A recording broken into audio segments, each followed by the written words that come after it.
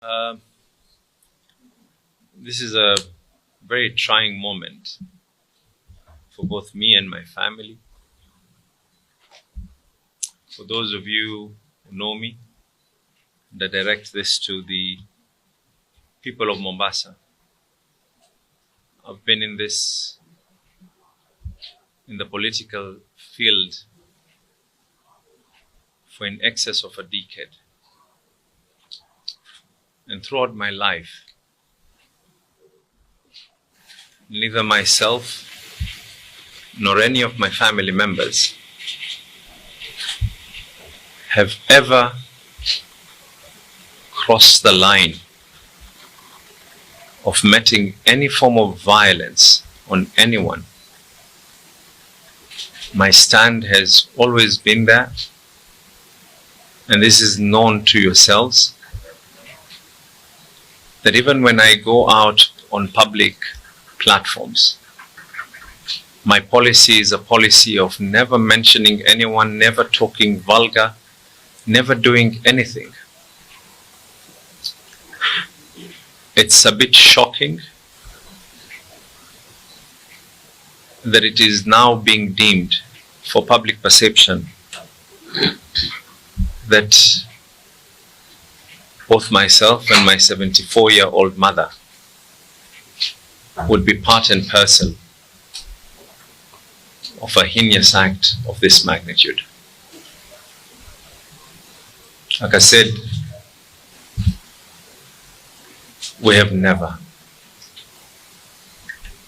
And for those of you who know me, for those of you who know my family, for those of you who know the kind of politics that I've always preached, we have never, nor will we ever stoop that low. Power is transient. And I want to now give my version. I've tried to hold this for so long.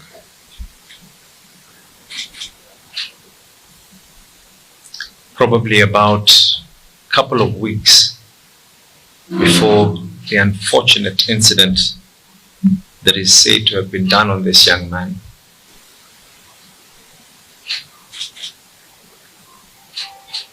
I live next to my mother. My mother's house was invaded, not once but twice. And every one of those incidences, we reported it. In the invention of my mother's house, nothing else was taken except a laptop and a mobile phone. CCTV footage were provided to the authorities. My family car was approached by armed people. A report that was made. When this unfortunate incident happened, and when there was a video that had started circulating that talked of words that I cannot even be able to state on my mother, on the mother of my children, the first thing that I did was speak to my family. And we, in unity, agreed we will do whatever we have always been doing. Leave this to the Almighty. It is unfortunate that a sad scenario like this is now being used for political.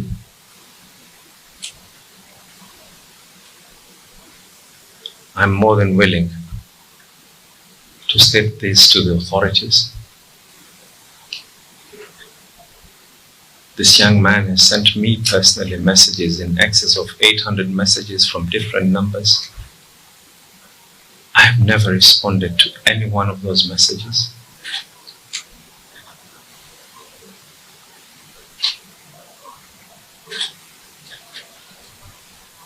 the doctor in charge at Coast General Hospital received a call from a senior politician threatening him. And I only knew that this young man was not even in the hospital when the doctor actually called me to tell me that this young man is not even here, and we're receiving calls of being threatened, trying to be told and coerced into writing things.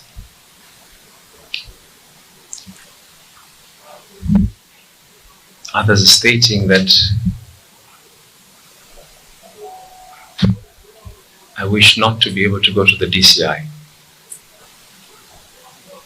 If there's anyone who wants to clear the name in this matter, it is none other than myself.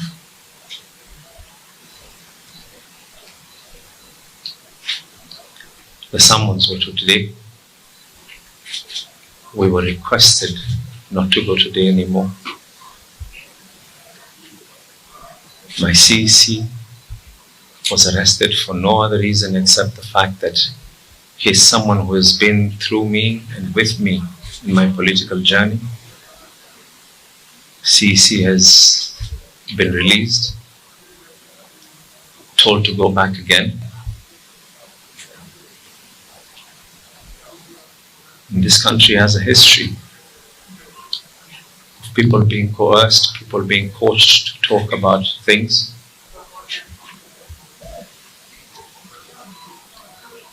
The president himself had witnesses being coached when he was at The Hague. I want to reiterate again. As much as I feel sorry for whatever happened to this young man, the spirit of my family,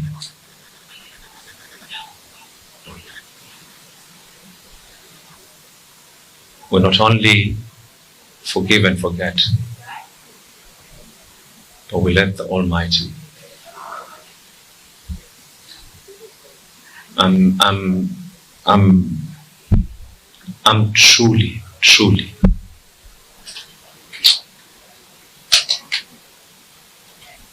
I hurt not for any other reason,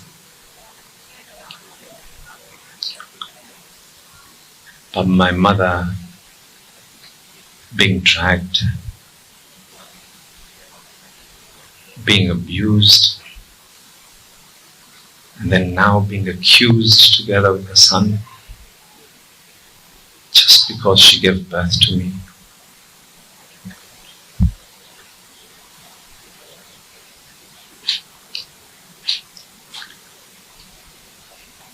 One day,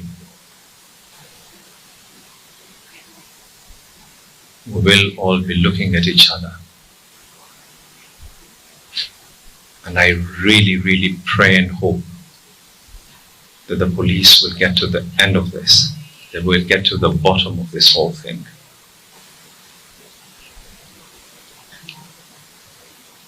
And for those who probably don't know me, probably don't know what my values are, I have passed through worse. I have been abused. People have tried to physically harm me, my family, but we ever maintained our cool. It isn't who we are.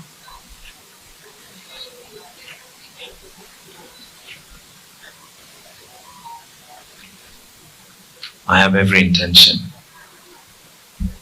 of clearing our name. I have every intention of ensuring that those who are behind this form of malignment will equally be brought to book.